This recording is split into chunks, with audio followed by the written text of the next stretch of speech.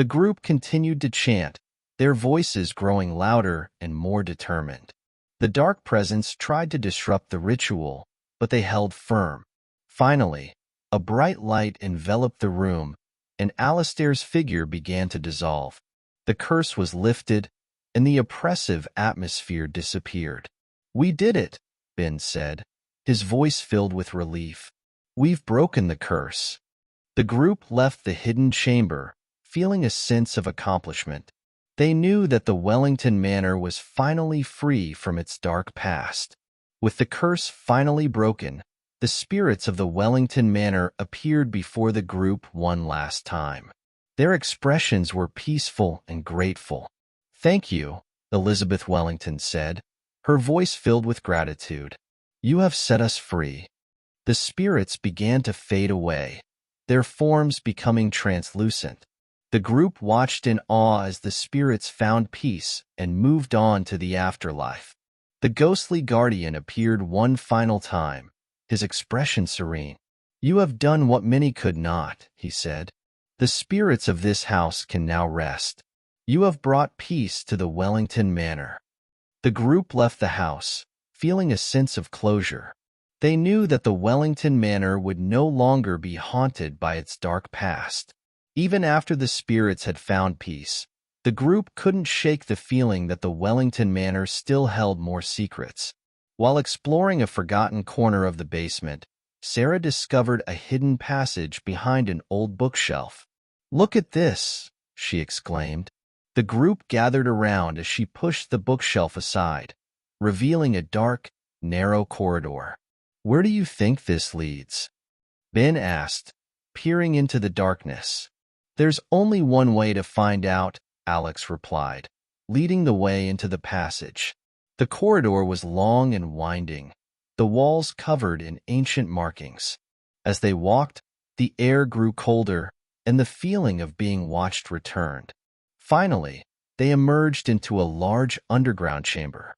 The underground chamber was vast, with high ceilings and stone walls covered in strange symbols and ancient carvings. In the center of the chamber stood a large stone altar, surrounded by burning torches that seemed to light themselves as the group approached. "This place is incredible," Lisa whispered, awestruck. "This must be where the original rituals were performed," Alex said, examining the altar. As they explored the chamber, they found more artifacts and ancient scrolls, detailing the history of the Wellington family and their connection to the dark arts. They realized that this chamber was the heart of the house's dark past. "We need to be careful," Sarah warned.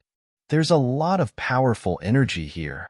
Among the artifacts in the chamber, they found a small, intricately carved box. Inside, there was a relic that pulsed with dark energy. Ben picked it up carefully, feeling a strange power emanating from it. "This must be another piece of the puzzle," he said. "But what does it do?"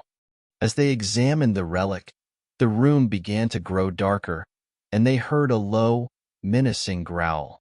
A shadowy figure appeared in the corner of the chamber, watching them with glowing red eyes. "We need to get out of here," Lisa said, her voice trembling.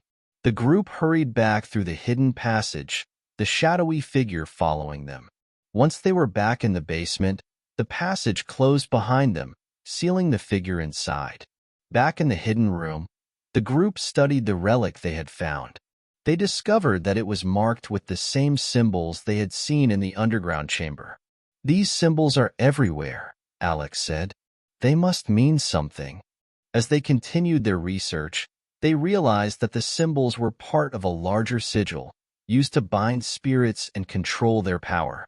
The Wellington family had been using these sigils for generations, and the curse was a result of their misuse.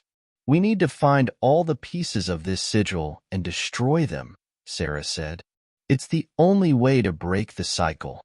The group set out to search the house for more pieces of the sigil, determined to put an end to the dark legacy of the Wellington family.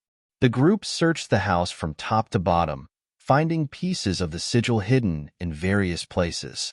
Each piece they found brought them closer to their goal, but also increased the intensity of the supernatural occurrences in the house.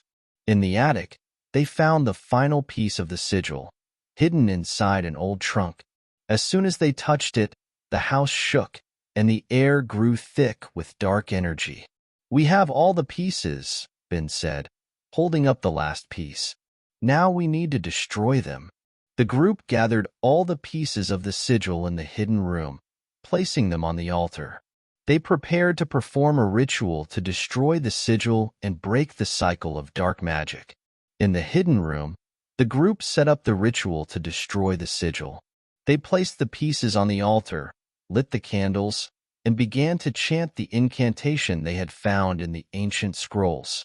As they chanted, the sigil began to glow with a dark light, and the air grew colder. The walls of the room started to shake, and they heard the voices of the spirits trapped in the house, begging for release. "Keep going," Alex shouted, his voice barely audible over the noise. The group continued to chant, their voices growing louder and more determined. The sigil glowed brighter, and then, with a blinding flash of light, it shattered into pieces. The dark energy dissipated, and the room fell silent. With the sigil destroyed, the house seemed to breathe a sigh of relief. The oppressive atmosphere lifted, and the air felt lighter. The group looked around, feeling a sense of accomplishment. "We did it," Lisa said, smiling. "The house is free." The ghostly guardian appeared once more, his expression serene. "You have done well," he said. "The spirits of this house can now find peace." "Thank you." The guardian began to fade, his form becoming translucent. The group watched in awe as he disappeared, knowing that they had finally brought peace to the Wellington Manor. Even though the major curses had been lifted, the group still encountered lingering supernatural occurrences. One day, while exploring an old nursery, Lisa found a dusty, old doll sitting in a rocking chair. "This doll gives me the creeps," she said, picking it up. As soon as she touched the doll, its eyes glowed red, and it began to speak in a low, haunting voice. "I am cursed," it said. "Help me find rest." The group realized that the doll was possessed by a restless spirit. They decided to investigate its history and find a way to set the spirit free. The group took the doll to the hidden room and began to research its origins.